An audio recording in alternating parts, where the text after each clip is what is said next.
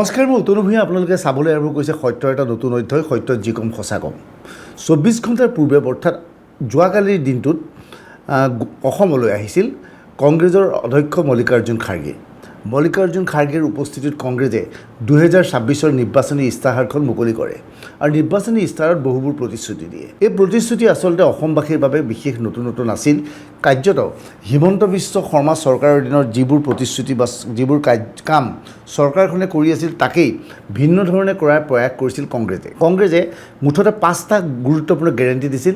সেই গেৰেণ্টিবোৰৰ বিষয়ে ইতিমধ্যে আপোনালোকে গম পাইছে, কিন্তু গেৰেণ্টিবোৰৰ ওপৰত বিতং কথা পাতিব নোখোজোঁ। কিন্তু তাৰ পৰিৱৰ্তে আমি ভিন্ন বিষয়ে এটা কথা পাতিব বিচাৰিছোঁ যে কংগ্ৰেছৰ প্ৰতিশ্ৰুতি এটা তাৎপৰ্যপূৰ্ণ দিশৰ বিষয়ে আমি ক'ব বিচাৰিছোঁ। কংগ্ৰেছে তেওঁলোকৰ প্ৰতিশ্ৰুতিৰ মাজত কৈছে খিলঞ্জীয়সকলক 10 লাখ খিলঞ্জীয়ক তেওঁলোকে ভূমিৰ পট্টা প্ৰদান কৰিব। মল্লিকাৰ্জুন খাৰ্গে কালি খিলঞ্জীয়া শব্দটো উচ্চাৰণ কৰিব পৰা নাছিল। আমি তাত আচৰিত হ'বলগীয়া হোৱা নাই, কাৰণ তেওঁ এজন অনা অসমীয়া ব্যক্তি। খিলঞ্জীয়া শব্দটো যথেষ্ট টান শব্দ। অসমৰ বহু মানুহে খিলঞ্জীয় শব্দটো ক'বলৈ টান পায়, খিলঞ্জীয় কি বুজি নাপায়। কিন্তু ভাল লাগিল কংগ্ৰেছে খিলঞ্জীয়ৰ শব্দ বুজি পালে, খিলঞ্জীয়ৰ অৰ্থ বুজি পালে। ক'লে যে 10 লাখ খিলঞ্জীয়ক ভূমিৰ পট্টা প্ৰদান কৰা হ'ব। যিটো সময়ত এইখন বিজেপি চৰকাৰে বা NDA চৰকাৰখনে খিলঞ্জীয়াৰ সংজ্ঞা কি নিৰূপণ কৰিব পৰা নাই, তেনে অৱস্থাত কংগ্ৰেছে নিৰ্বাচনী ইস্তাহাৰত কেনেকৈ ঘোষণা কৰিলে যে 10 লাখ খিলঞ্জীয়ক ভূমিৰ পট্টা প্ৰদান কৰা হ'ব। অৰ্থাৎ খিলঞ্জীয় কোন সেয়া কংগ্ৰেছে চিনাক্ত কৰিলে নেকি, কংগ্ৰেছে নিৰ্বাচিত কৰিলে নেকি? ইয়াৰ লগে লগে বহুবোৰ প্ৰশ্ন সন্মুখলৈ আহিছে। খিলঞ্জীয় বুলি কৈ সন্দেহযুক্ত মুছলমান লোকসকলকো খিলঞ্জীয়ৰ শাৰীত পেলাই ভূমিৰ পট্টা দিবলৈ কংগ্ৰেছে চেষ্টা চলাব নেকি? কিয়নো কংগ্ৰেছে বিশেষকৈ গৌৰৱ গগৈয়ে এইকেইদিন বাৰে বাৰে নতুন বৰ অসম শব্দটো ব্যৱহাৰ কৰিছে। আমি বৰ অসমৰ অৰ্থ জানিছিলোঁ। বৰ অসম মানে আমি গোটেই অসমৰ বিভিন্ন জাতি জনগোষ্ঠী সকলো মিলি গঠন হোৱা বৰ অসম বুলি কওঁ। কিন্তু গৌৰৱ গগৈয়ে বৰ অসমৰ স্থানত নতুন বৰ অসম বুলি এটা নতুন শব্দ প্ৰয়োগ কৰিলে, নতুন বৰ অসমৰ কথা ক'লে। আজি মানকাছাৰত মুছলমানসকলে এখন বৃহৎ ৰেলী হৈছিল। মুছলমানসকলৰ উপস্থিতিত কংগ্ৰেছৰ বৃহৎ ৰেলী হৈছিল। সেই বৃহৎ ৰেলীত গৌৰৱ গগৈয়ে চিঞৰি কৈছিল যে আমি এখন নতুন বৰ অসম গঢ়িম। নতুন বৰ অসম কি তাৰ সংজ্ঞা আগবঢ়াইছিল গৌৰৱ গগৈয়ে কৈছিল, আমাৰ জুবিন দাই কৈছিল যে মোৰ জাতি নাই, মোৰ কোনো ধৰ্ম নাই। অৰ্থাৎ মোৰ জাতি মোৰ ধৰ্ম নথকা সেইটোৱে হৈছে নতুন বৰ অসম। সেয়া গৌৰৱ গগৈয়ে আজি বুজাবলৈ চেষ্টা চলালে। অৰ্থাৎ জাতি নাই, ধৰ্ম নাই, নতুন বৰ অসম। জুবিন গাৰ্গৰ ভাষাৰে আচলতে জুবিন গাৰ্গৰ কাঞ্চনজংঘা ছবিখনৰ এক সংলাপ আছিল। সেই সংলাপত আজিকালি কংগ্ৰেছৰ নেতৃত্বই জুবিন গাৰ্গৰ বচন বুলি ক'বলৈ চেষ্টা কৰে যে জুবিন গাৰ্গৰ সপোনৰ অসমখন এনেকুৱা আছিল য'ত জাতি নাথাকে, ধৰ্ম নাথাকে। কিন্তু বাস্তৱ সত্যটো হ'ল কাঞ্চনজংঘা চিনেমাখনত জুবিন গাৰ্গে সেইটো এটা সংলাপহে কৈছিল। এতিয়া কংগ্ৰেছে কৈছে জাতি ধৰ্ম নথকা এখন নতুন বৰ অসম কৰিব বিচাৰিছে। অৰ্থাৎ গৌৰৱ গগৈৰ যিখন নতুন বৰ অসম হ'ব, গৌৰৱ গগৈয়ে যিখন নতুন বৰ অসমৰ কথা কৈছে বা নতুন যিখন বৰ অসম হ'ব তাত হিন্দু মুছলমান বুলি কাৰো পৰিচয় নাথাকিব, সকলো ভাৰতীয় বুলি থাকিব। অৰ্থাৎ যিসকলক সন্দেহযুক্ত মুছলমান বুলি কোৱা হয়, যাক মিয়া বুলি কোৱা হয়, সেই মিয়াসকলকো এই নতুন বৰ অসমৰ অংগ হিচাপে গণ্য কৰিব গৌৰৱ গগৈ বা কংগ্ৰেছে। আৰু আজি যি খিলঞ্জীয়ৰ কথা ক'ল, যি 10 লাখ খিলঞ্জীয় লোকক মাটিৰ পট্টা দিব বুলি গৌৰৱ গগৈ বা কংগ্ৰেছে ইস্তাহাৰত ক'লে, সেই খিলঞ্জীয়ৰ মাজত বা সেই মাজত গৌৰৱ গগৈৰ নতুন বৰ অসমৰ এই মুছলমানসকলে হয়তো স্থান পাব। সেয়া হৈছে কংগ্ৰেছৰ নীতি। কংগ্ৰেছে আজিকালি মুছলমানৰ প্ৰীতি সাংঘাতিক দেখা গৈছে। আমি জানো এই মুছলমান প্ৰীতি কংগ্ৰেছৰ আগৰ পৰা আছিল। আচলতে নিৰ্বাচনী যুদ্ধত কংগ্ৰেছে হিন্দু বেল্টত যেতিয়া প্ৰচাৰ চলাবলৈ যায়, যেতিয়া সীমিত সংখ্যক লোকৰ উপস্থিতি দেখা পায়, আৰু মুছলমান বেল্টত যেতিয়া উপস্থিত হয় হাজাৰ যেতিয়া মানুহ উপস্থিত থাকে, লগে লগে কংগ্ৰেছ উৎসাহিত হৈ পৰে আৰু কংগ্ৰেছে মুছলমানৰ সপক্ষে বক্তব্য ৰাখিবলৈ চেষ্টা চলায়। কালিৰ দিনটোতে মন কৰিব, লখিমপুৰ জিলাৰ লখিমপুৰ বিধানসভা সমষ্টিৰ কংগ্ৰেছৰ যিগৰাকী প্ৰাৰ্থী ঘন বুঢ়াগোহাঁই তেওঁ সভাত কি কৰে, তেওঁ সভাত এইদৰে বক্তব্য আগবঢ়াইছিল। এই বিজেপি বিধায়ক 26 ইলেকশ্যনত নলবাৰীতে হ'বলগীয়া ইলেকশ্যনত কেতিয়াও জিকিব নোৱাৰে। আজি তেওঁলোকে সংখ্যালঘু ৰাইজক উচ্ছেদ কৰিম বুলি ধমকি দিছে, বড়ো জনতাই ঘৰ ভাঙি দিম বুলি ধমকি দিছে। আপোনালোকে বুঢ়া আঙুলি দেখাই দিব। মই কৈছো কংগ্ৰেছ চৰকাৰ আহিলে সিহঁতৰ তাকত নাই যে সংখ্যালঘু ৰাইজসকলক উচ্ছেদ কৰিব পাৰে।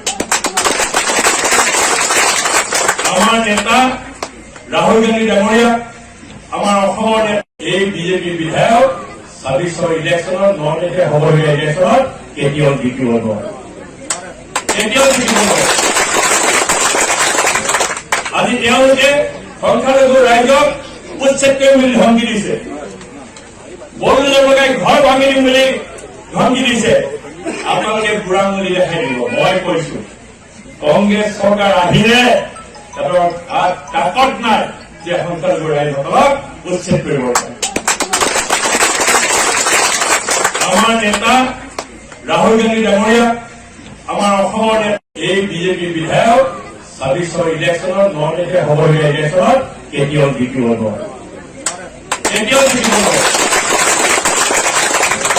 আজি তেওঁলোকে সংখ্যালঘু ৰাইজক উচ্ছেদ কৰিম বুলি ধমকি দিছে বলুলে লগাই ঘৰ ভাঙি দিম বুলি ধমকি দিছে আপোনালোকে বুঢ়া আঙুলি দেখাই দিব মই কৈছো কংগ্ৰেছ চৰকাৰ আহিলে তাতৰ তাকত নাই যে সংখ্যালঘু ৰাইজসকলক উচ্ছেদ কৰিব পাৰে অৰ্থাৎ ঘন বৰগোহাঁই কংগ্ৰেছৰ এটা প্ৰতীক কংগ্ৰেছৰ এজন নিৰ্বাচনী প্ৰাৰ্থীয়ে মুকলিভাৱে মুছলমানসকলক কৈছে আপোনালোকে বুঢ়া আঙুলি দেখুৱাই দিব পাৰিব যদিহে আপোনালোকক উচ্ছেদ কৰিবলৈ আহে কংগ্ৰেছৰ দিনত অৰ্থাৎ কংগ্ৰেছৰ দিনত উচ্ছেদ অভিযান সম্পূৰ্ণৰূপে বন্ধ কৰা ৰখা হ'ব বুলি কংগ্ৰেছৰ প্ৰাৰ্থীগৰাকীয়ে ঘোষণা কৰিছে এই প্ৰাৰ্থীগৰাকীয়ে মুছলমান অধ্যুষিত কোনো সমষ্টিত নহয় লখিমপুৰৰ দৰে এটা সমষ্টিত নিৰ্বাচনী প্ৰচাৰ চলাবলৈ গৈ মুছলমানক সন্তুষ্টি কৰিবলৈ গৈ কৈছে যে আমাৰ চৰকাৰ যদি আহে তেনেহ'লে মুছলমানে বুঢ়া আঙুলি দেখুৱাব পাৰিব কিয়নো তেতিয়া মুছলমানৰ উচ্ছেদ কৰা নহ'ব এটা প্ৰশ্ন হৈছে হিমন্ত বিশ্ব শৰ্মাৰ চৰকাৰৰ দিনত মুছলমানৰ বিৰুদ্ধে উচ্ছেদ অভিযান চলিছে নেকি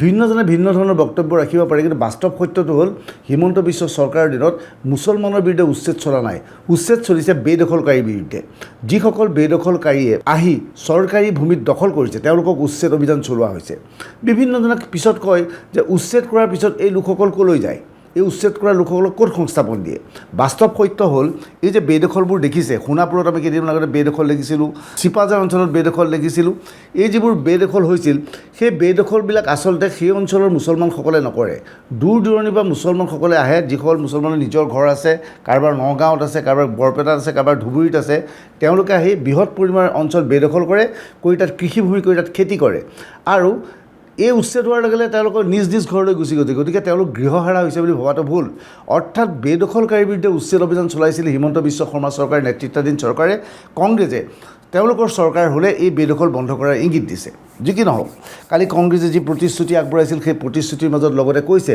যে মহিলাসকলক আনকণ্ডিশ্যনেলি কোনো চৰ্তবিহীনভাৱে মহিলাসকলৰ বেংক একাউণ্টত টকা জমা হ'ব এতিয়া কিমান টকা জমা হ'ব নাই কংগ্ৰেছৰ নিৰ্বাচনী ইস্তাহাৰত সেই কথা উল্লেখ নাই যিটো সময়ত অৰুণোদয় আঁচনিৰ নামত এইখন বিজেপি চৰকাৰে প্ৰায় 40 লাখ মহিলাৰ বেংক একাউণ্টত প্ৰতিমাহে 1250 টকাকৈ জমা ৰাখিছে সেই সময়ত এই মহিলাসকলৰ ভোট লাভৰ উদ্দেশ্যৰে কংগ্ৰেছে নিৰ্বাচনী ইস্তাহাৰত কৈছে যে 40 লাখ মহিলাই নহয় অসমৰ প্ৰতিগৰাকী মহিলাক বিনা চৰ্তে তেওঁলোকৰ একাউণ্টত টকা জমা দিয়া হ'ব গতিকে কিমান টকা জমা দিয়া হ'ব কোৱা নাই যিমান টকাই দিয়া নহওক অৰুণোদয় আঁচনিতকৈ কংগ্ৰেছৰ আঁচনি পৃথক হ'ব নেকি অৰুণোদয় আঁচনি পাবলগীয়া ব্যক্তিজনৰ ঘৰত কিছুমান চৰ্ত থাকে তেওঁৰ ঘৰত ফ্ৰিজ থাকিব নোৱাৰিব তেওঁৰ ঘৰত গাড়ী থাকিব নোৱাৰিব তেওঁলোকৰ ঘৰত মটৰ চাইকেল থাকিব নোৱাৰিব সেই মহিলাগৰাকীৰ নিৰ্দিষ্ট ব্যৱস্থা থাকিব লাগিব কিন্তু কংগ্ৰেছে কোনো কথা নাই কংগ্ৰেছৰ দৃষ্টিত সকলো মহিলাই এই তেওঁলোকৰ আঁচনিৰ ধন পাব মন্ত্ৰীৰ পত্নীয়েও লাভ কৰিব বিধায়কৰ পত্নীয়েও লাভ কৰিব অকল দুখীয়া মানুহগৰাকীও লাভ কৰিব গতিকে কংগ্ৰেছৰ এই নিৰ্বাচনী প্ৰতিশ্ৰুতি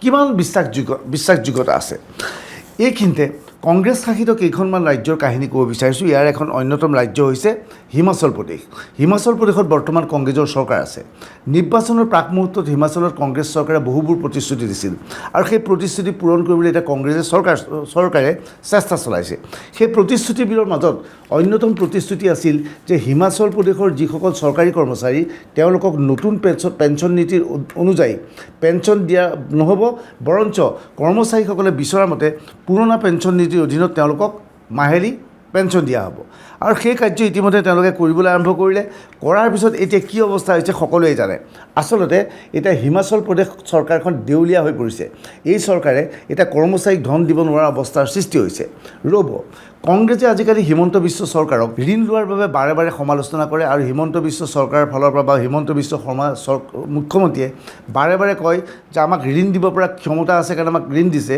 গতিকে আমাৰ গ্ৰছ ডমেষ্টিক প্ৰডাক্ট বা GDPৰ মূল্য যথেষ্ট সুচলাংক বেছি গতিকে আমি ঋণ লাভ কৰিছোঁ আজি আমি এই সংক্ৰান্তত কিছু তথ্য উদ্ঘাটন কৰিবলৈ চেষ্টা চলাইছিলোঁ দেখা গৈছে যে ভাৰতবৰ্ষৰ যি 4খন ৰাজ্যই আটাইতকৈ বেছি ঋণ লৈছে সেই 4খন ৰাজ্যৰ মাজত আছে কংগ্ৰেছ শাসিত হিমাচল প্ৰদেশ।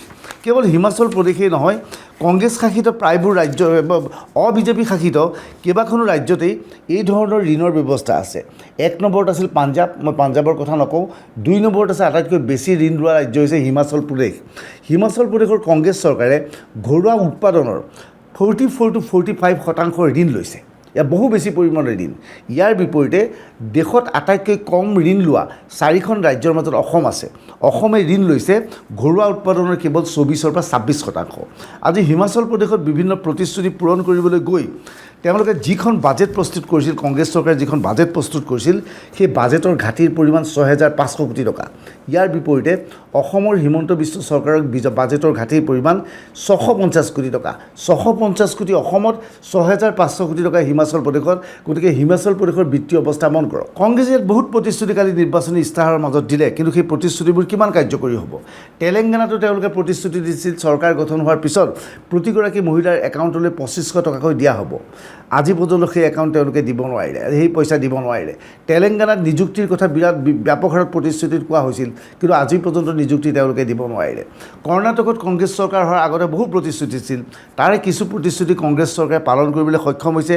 যেনে মহিলাৰ বাবে বিনামূলীয়া বাছ তেওঁলোকে দিছে, মহিলাসকলৰ একাউণ্টত 2000 টকাকৈ ভৰোৱাৰ তেওঁলোকে এটা প্ৰতিশ্ৰুতি দিছিল, সেই প্ৰতিশ্ৰুতি তেওঁলোকে পূৰণ কৰিছে। ইয়াৰ উপৰিও তেওঁলোকে বিনামূলীয়া বাছ কৈছিল, গৃহলক্ষ্মী আঁচনিৰ কথা কৈছোঁ, আৰু নিবনুৱা ভাত্তা দিয়াৰ কথা কৈছিল, সেয়া দিবলৈ সক্ষম হৈছিল। কিন্তু নিযুক্তিৰ ক্ষেত্ৰত কৰ্ণাটক চৰকাৰে যি প্ৰতিশ্ৰুতি দিছিল, সেই প্ৰতিশ্ৰুতি পূৰণত তেওঁলোক সম্পূৰ্ণৰূপে ব্যৰ্থ হৈছে। এতিয়া দেখা গৈছে এই প্ৰতিশ্ৰুতি পূৰণ কৰাৰ বাবদ কৰ্ণাটক চৰকাৰৰ মাহিলী কৰ্ণাটক চৰকাৰৰ ব্যয় হৈছে 5,000 কোটি টকা। 5,000 কোটি টকা। এতিয়া এই চৰকাৰ 20,000 কোটি টকাৰ লোকচানত আছে। গতিকে এনে অৱস্থাত অসমত কংগ্ৰেছে যিবোৰ প্ৰতিশ্ৰুতি দিছে, কংগ্ৰেছ যদি ক্ষমতালৈ আহে সেই প্ৰতিশ্ৰুতি পূৰণ কৰিব পাৰিবনে? আজি অসমত ডাবল ইঞ্জিনৰ চৰকাৰ থকাৰ পিছতো চৰকাৰে ঋণ লোৱা কাৰ্যক কংগ্ৰেছে সমালোচনা কৰে। কিন্তু কংগ্ৰেছৰ নেতৃত্বত যদিহে অসমত চৰকাৰ হয়, দিল্লীত যদিহে নৰেন্দ্ৰ মোদী চৰকাৰ থাকে, তৎসত্ত্বেও কংগ্ৰেছে এনেধৰণে কেন্দ্ৰৰ পৰা টকা আনিব পাৰিবনে? এইবোৰ এটা লাখটকীয়া প্ৰশ্ন।